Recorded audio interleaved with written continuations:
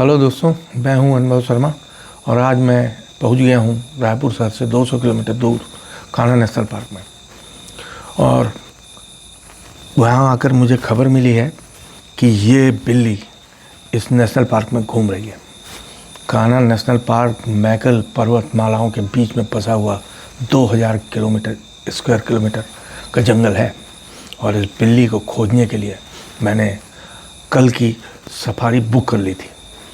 और उस सफारी में मैं सुबह से उठ के तड़के निकल गया। तड़के निकलकर जब मैं जंगल के गेट में पहुंचा, गेट से भीतर गुजरते ही मेरे साथ एक बड़ी विचित्र घटना हो गई। वो घटना ऐसी थी कि मुझे कुछ दरख्तों ने चारों ओर से घेर लिया। इसमें भांति भांति के दरख्त थे।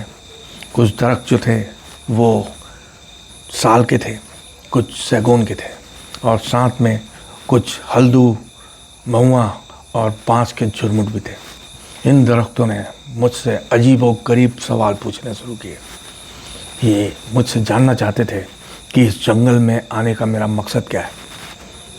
जब मैंने इन्हें अपना मकसद बताया कि मैं एक ऐसी बड़ी बिल्ली की तलाश में हूँ जिस बिल्ली का रंग पीला है और इसमें ऐसे काले चकत्ते पड़े हुए हैं, तो इन सभी ने मुझसे कुछ नाराज़गी जतानी शुरू कर दी।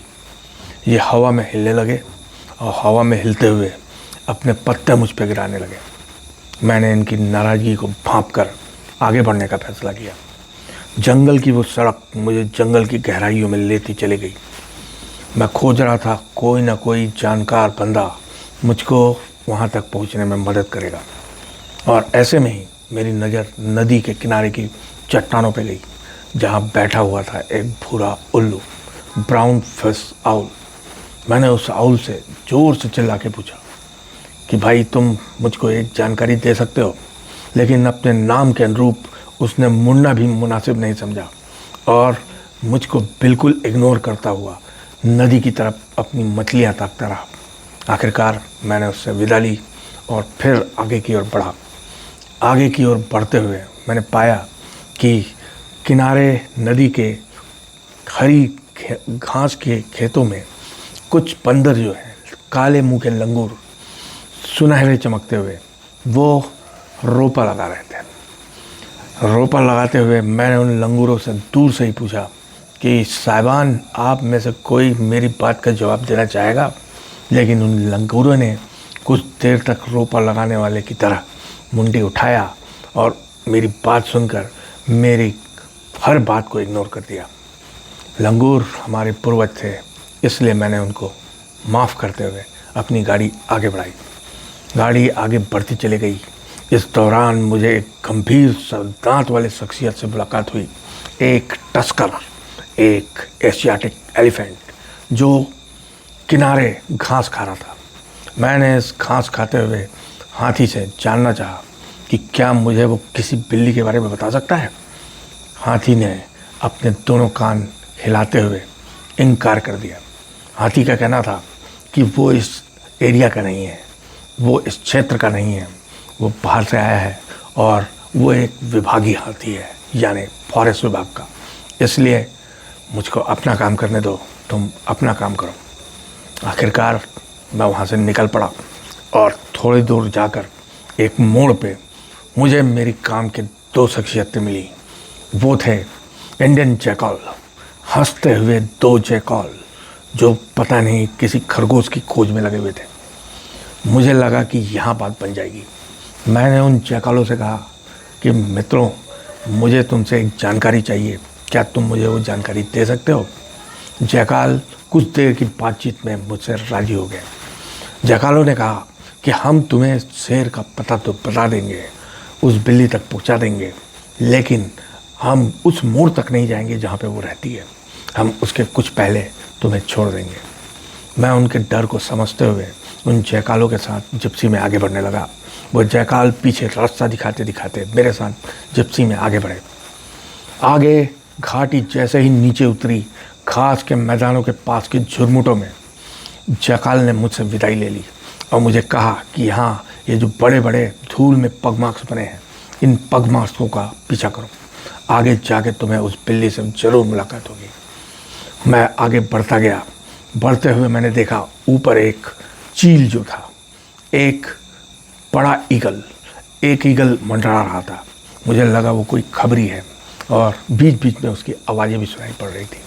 मैंने उस ईगल को इग्नोर कर दिया और इग्नोर करके जैसे ही मैं मोड़ पे चढ़ते ही मैंने क्या देखा, लंटाना की झाड़ियों के किनारे वो बिल्ली बैठी हुई थी, बिल्कुल ही आराम से।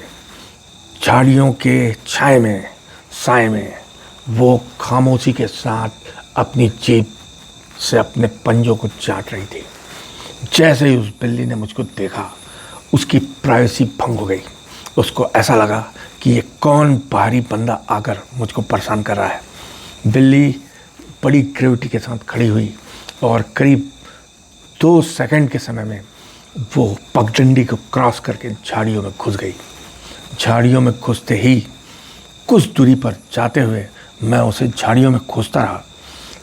वो तो नहीं मिली, लेकिन अचानक पूरा जंगल गूंज पड़ा। उस बिल्ली की गर्जना दहाड़ से पूरा जंगल गूंज पड़ा।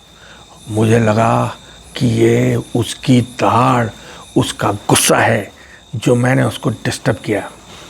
उस दहाड़ ने मुझे अंतर तक कांप दिया और मेरे पास वापस लौटने के अलावा कोई चारा नहीं था।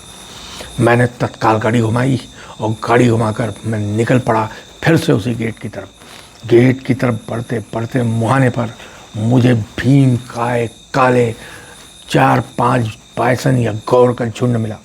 इन गौरों ने मुझे गाड़ी से रुकवाया और बड़े करीने से मेरे करीब आए। ये माहौर की पत्तियां चबा रहे थे और इस दौरान एक बड़े कुबड़ वाले गौर ने मुझसे कहा कि महोदय, आप जंगल आए थे और आपने आते ही यहाँ जो प्रश्न कर दिया था वो प्रश्न ही बिल्कुल गलत था।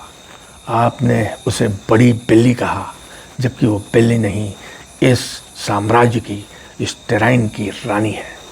और रानी के प्रति ये बदतमीजी लोगों को पसंद नहीं आई। और यही कारण है कि न दरख्तों ने आपका जवाब दिया, न किसी अन्य जानवरों ने। वो तो आपको वो बेहुदा गीदड़ मिल गए और आप उस बिल्ली तक पहुंच गए। आप जल्दी से जल्दी यहाँ विदा लें। उनकी बात सुनते ही मुझे समझ में आ गया कि मुझे यहाँ से विदाई ले लेनी चाहिए, क्योंकि बिल्ली वाली बात अगर उस रानी तक पहुँच गई तो बड़ी गड़बड़ हो जाएगी। और एक बात समझकर मैं लौटा कि जंगल में जाने की भी तमीज़ होती है, रहने की भी तमीज़ होती है। शेर जंगल का राजा है और राजा के साथ राजा की तरह ही बर्ताव होना चाहिए। जंगल की तमीज़ हमेशा बरकरार रखिए। मैं अभी इस रिजॉर्ट में बैठा हुआ हूँ, किनारे जैकल्स की आवाज़ आ रही है और मैं अभी भी भयभीत हूँ कि कहीं बिल्ली को वो खबर तो नहीं मिल गई। धन्यवाद।